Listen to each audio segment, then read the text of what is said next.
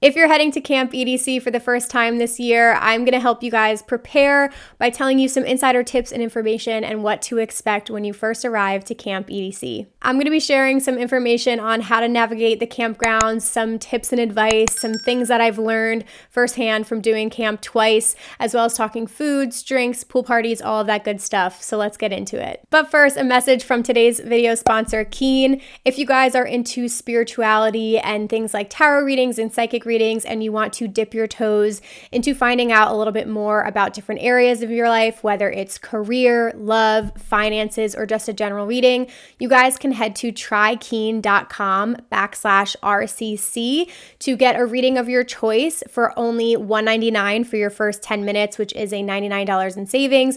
So when you guys go to their platform, you can see hundreds of different readers who are available online to chat right away. So you can either choose to do a voice call or messaging. And again, you can pick from tarot readers or you can do psychic readers. Everyone has their own unique specialties. So it really depends on what you want to ask. It's a really cool service if you want to dip your toes into it. Again, trykeen.com/RCC. You'll get your first 10 minutes for only $1.99, which again is up to $99 in savings. So definitely feel free to check it out. Click that link, browse some of the readers, and let me know what you guys think of Keen. All right, with all that being said, I'm going to do these questions as rapid fire. You guys asked a whole assortment of Camp EDC questions, so I'm going to dive into as much as I can today. The first one said, on the website, it says that bikes are allowed. Is there really that much walking you have to do at Camp EDC? Would you recommend bringing a bike? This is my first year doing it and my third year going to EDC Las Vegas. So it completely depends upon where your Moonglow pod is. So essentially, if you do an RV or VIP, your campsite is closer to the festival entrance and it's not that far of a walk to the mesa. So I don't think you need a bike in that case. If you are planning to get to Camp EDC late, so say like late Friday evening, you might be put further in the back, in which case there is a lot of walking. So if you're driving and you can fit a bike and you plan on arriving late, why not? Otherwise, I would say you definitely don't need that. If you want to bring a skateboard or something like that, you definitely could, but I've never used a bike. I've always just walked from my Moonglow pod. The next question is, I heard last year they stated they would have AC in the Shiftpods and then axed it from the plan without disclosing it to festival attendees, as EDC known for that. So this only happened once. I was there the year that it happened. I was staying in a Moonglow Shiftpod. It was October 2021. It was a shitty situation. We were expecting AC to be in there, but apparently they removed it from the website right before the festival. And I guess because of the change in months, they expected the temperatures to be lower in October and thought we wouldn't need them. So it did suck. People were really upset about it, but I don't think that's happened since it's been moved back to May. So you guys, if you're in the Shiftpods, you should still have your air conditioning, which is really good. If you got Moonglow and are randomly placed in any tent in the camp in respect to the festival entrance? So yes, you are. I'm going to just say this as a disclaimer. I would recommend getting to Camp EDC early. So as early as you can go on Thursday. That way you just have time to like get in, have a smooth check-in process, not wait in the hot sun forever. So yes, if you are arriving later, you might be placed further from the mesa. Some of the tents are really far behind it. So in 2021, when we went, we got there, I think I want to say around noon on Thursday, didn't have any issues and had a pretty good spot for our Moonglow shift pod. And then this past year in 2022, we did an RV and got there at like 9 a.m. on Thursday and got a really good RV spot as well. So if you can go early, I would highly recommend going early. Otherwise, it's randomly placed. Somebody said, are there really hidden RV stages? So it's not actually like hidden, but there's an OG campsite of like OG Insomniac ravers who do set up their own like renegade stage in the RV area. I never went to this, but you definitely can hear plenty of things happening in the RV areas. Other people just bring like crazy speaker systems and stuff like that.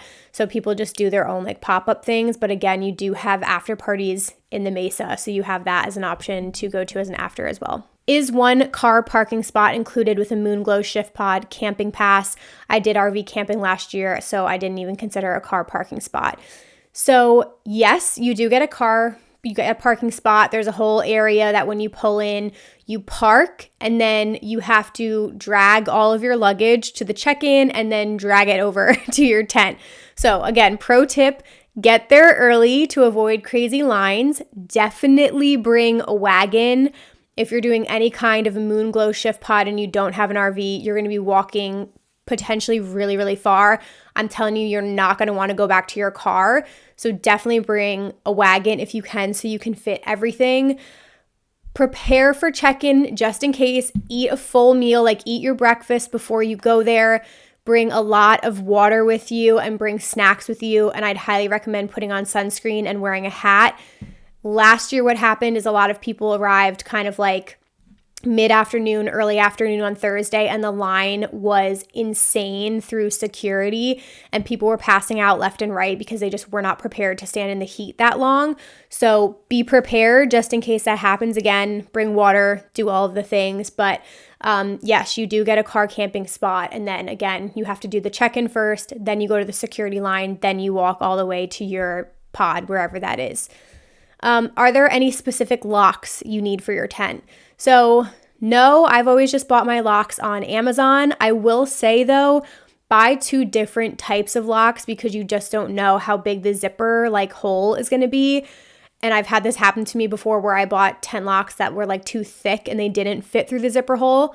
They do sell things in the general store, but when we were there in October, they were really behind. And when that situation happened, I accidentally was an idiot and locked my lock and couldn't open it.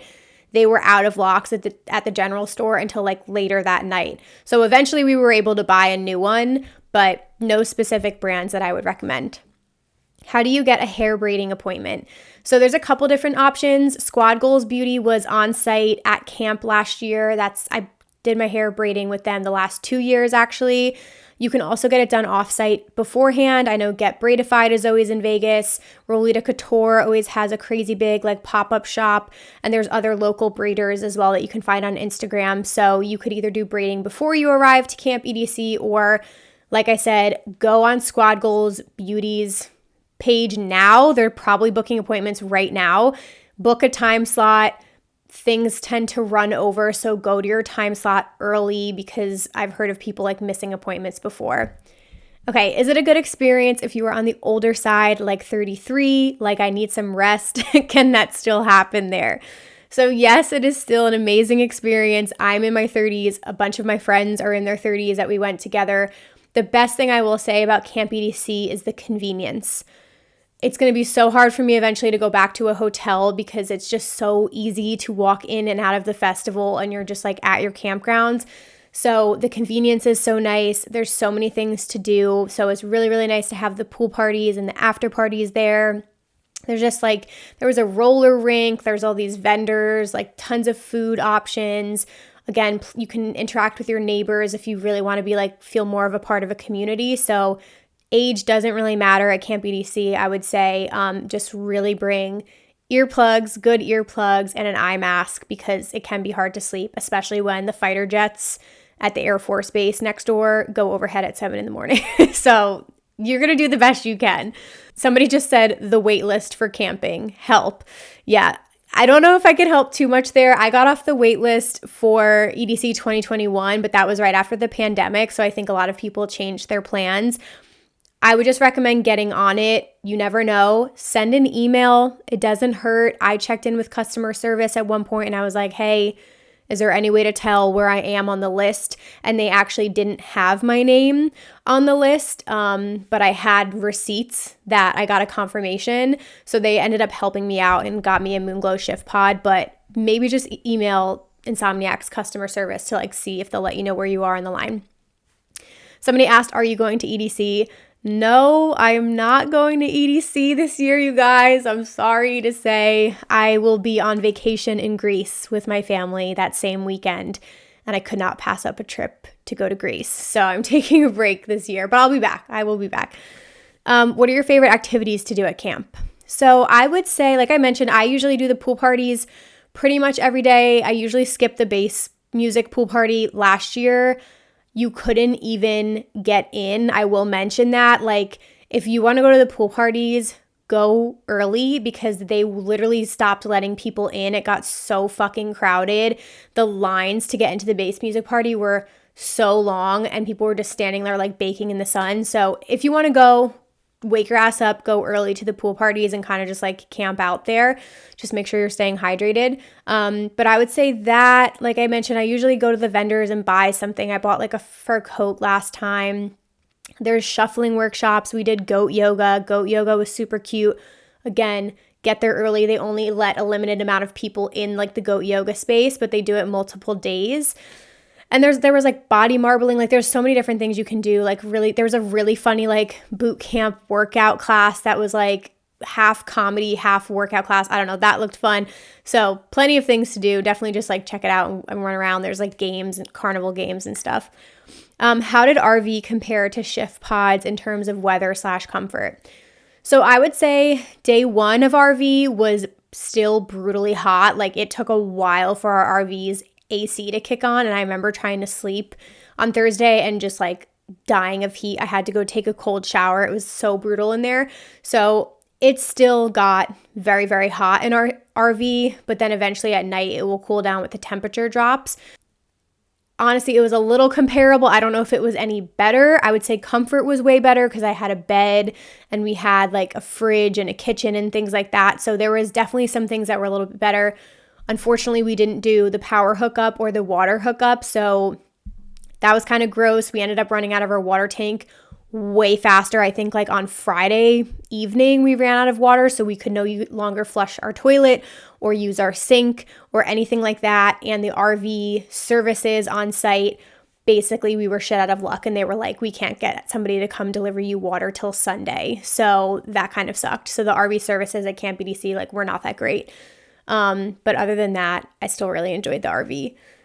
How can I get a camping pass? Somebody asked. So again, Waitlist is probably your best bet. Otherwise, I would try to go through a trusted source. So make sure if it's like a friend of a friend or an acquaintance that's selling it. If you join like some of my Facebook group or my Discord, we have a lot of amazing people in there that you could ask around. But I would just make sure you're going through like a secure way of payment, like PayPal or something that you could potentially get your money back from.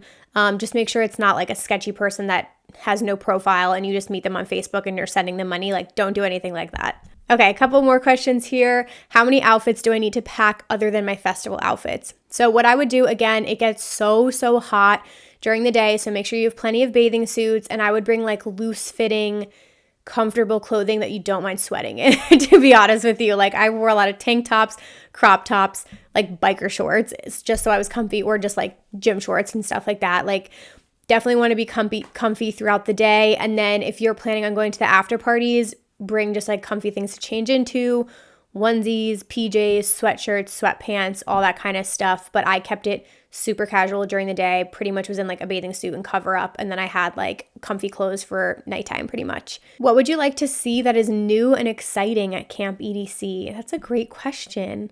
Honestly, I would say they've changed the food. Like I remember from 2021 to 2022, they had different food options. That was pretty cool. Obviously, merch is available on site and they always have new merch. So do that early as well before things sell out. I think I would maybe participate in more of like the workshops or classes that they offer. I've done a couple, but I think I would do that more. And I hope they make improvements to the pool. Like I mentioned, it gets very, very, very hot. There's no shading structures in the pool area and they all got absolutely packed. And a couple times, some of the pools were empty because they said they didn't have enough lifeguards on duty. So there would literally be like 4 pools of people and one of the pools was unusable and you couldn't go in. And the water's like literally up to like your hip height, if that. So that was kind of like frustrating a couple times. But other than that, hopefully they do like more fun classes, really fun like appearances and things like that. The opening party on Thursday is a very good time. Highly recommend going to that. How do you make sure all your belongings never get stolen / do you feel like your items are safe when you're not there? Yes, I do. Again, tent lock and you're pretty much good to go. That's kind of like what we went. It's kind of like the honor system. And then we had the RV, which we kept locked. So I would just make sure you guys get a tent lock. They do have, a lot of people are around at all the times. They have ground control walking around and things like that. So I personally never felt very nervous. We also left things outside our tent, like our camping chairs were outside our tent. Our cooler was outside our tent. Nothing ever got stolen. We just kind of left that. But if you're a little nervous, just put it inside your tent and lock it. Is it worth it, or is it better to stay at a hotel? So I have a whole video up on my YouTube channel that I will link up here comparing both. So I'll let you guys check that out and see what I think about that. Somebody said, do they sell any type of soup? That's so random. I have no idea. I don't really remember. As far as food, I would say like there was an assortment of options. So you have like the vendors, and then you have a couple food trucks that stand out separately. So plenty of breakfast options. I've gotten like egg scrambles. They have burritos, the chicken and waffles I've talked about a million times, so much that one of you made me a chicken and waffles perler, which is my favorite thing ever. It's the chicken and waffles truck. Get it? It is so fucking good. It's my favorite thing I ate like all weekend there. So I would have that for breakfast like 2 or 3 days in a row. You have separate kiosks. So you have lemonade kiosks and coffee kiosks that are like on their own, and there's a bunch of them. They're okay. I got iced coffee at some of the vendors that I thought was better than the coffee kiosks. Also very expensive. So if you want to like bring coffee in with you. And then what else did I have? Like just assorted different foods. They have plenty of like sandwich places, all different kinds of cuisines, smoothies, like anything you can think of, they pretty much have. And food's expensive, which we'll talk about in a little bit. So I don't remember specifically if there was soup. Suggestions for a 30-year-old sleeping on the ground. Got you. I've made some mistakes, so here we go.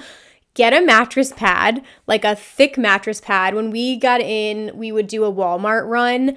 I swear by this now. I have my sleeping bag, but I have to buy a thick, like twin size mattress pad that I lay under my sleeping bag. I also have a compact mattress pad that you blow up. I put that under my sleeping bag as well, and that fits in my luggage, so I pack that with me. Get a full-size pillow. Don't be like me. Don't get a blow-up pillow that you find on Amazon that's like $30. Don't do that. I buy a full-size pillow at Walmart, and I take that with me. Way better. You will sleep way better than having like a tiny little pillow. Like get a full-size pillow, get blankets, things to keep you warm at night. 1,000% get silicone earplugs that will block out the noise. That is a game changer for me. And get like a blackout eye mask to help you as well. Melatonin will help too. Essentials one might forget. Everything I just mentioned, those top 3 items, tent locks, earplugs, eye mask, all very important. I would say a water canteen. They have free water throughout camp, and that's like the first thing I would do every morning was bring like my huge water canteen, and I would fill it up. So when you go to the pool party, if you're drinking, bring your water canteen with you as well, so you can just like carry that around with you at camp. Don't forget a hat or sunscreen. Again, most of the things are not under shading structures, especially the pool. So having like a bucket hat and sunscreen is huge. You can buy that at the general store, at the merch store, but I would recommend that. Shower shoes. Everyone always forgets flip-flops for the shower. Don't forget that. It will be gross. So shower shoes, a quick dry towel. It's a different like microfiber that dries way faster than like a thick beach towel. So bring quick dry towels, a wagon. Do not forget a wagon. If you're not doing an RV, make sure somebody in your group has a wagon.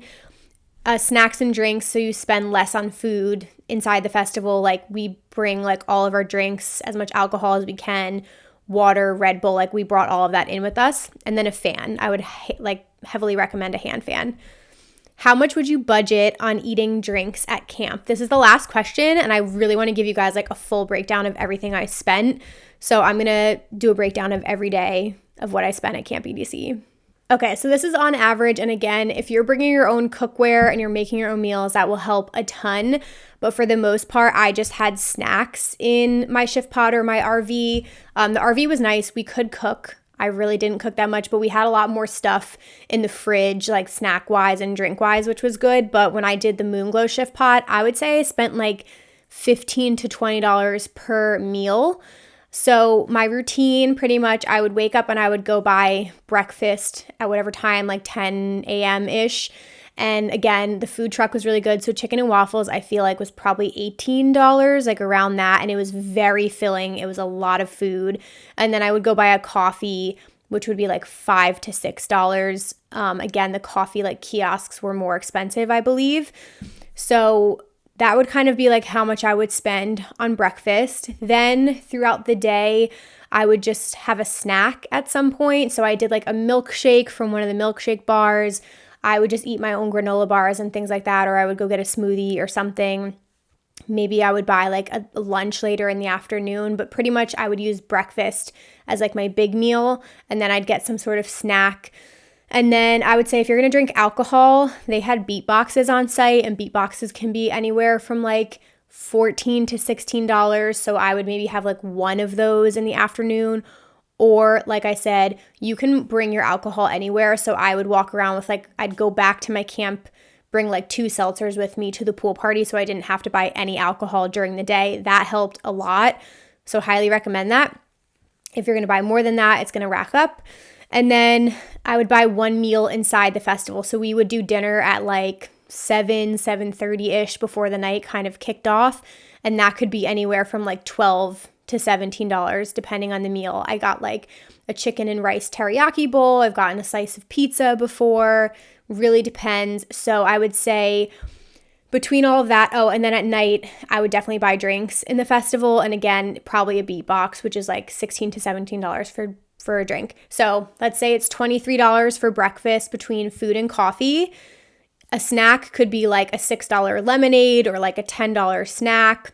Let's say it's like $14 to $15 on dinner, and then like $16 for a beat box, and I'll drink like 1 or 2 of those. So all in all, that comes out to about $85 per day on food and alcohol, which is about $255 for Friday, Saturday, and Sunday of the festival. So that's how much I spent overall. But again, you could go a lot lower than that, or you could go a lot over that. So that is everything for the Camp EDC Q&A. If you guys have any more questions, please feel free to leave them below in the comments. I'm way more happy to go into more details than this or do a part 2 of this, but you guys are going to have the best time ever. If you need a camping festival checklist, I do have a free one available on my website that I will link down below in the description box. So you guys can print that out, use it as your checklist while you're packing so you don't forget anything. If you guys enjoyed this video, please do give it a thumbs up. And if you're new here, I would absolutely love it if you would hit the subscribe button down below. I have a full EDC Las Vegas playlist with over like 80 videos at this point. So it's everything you need to know about camp, EDC week, EDC Las Vegas. So definitely check that out and feel free to share it with a friend today. Thanks so much for watching, guys. I'll see you in my next video. Bye, guys.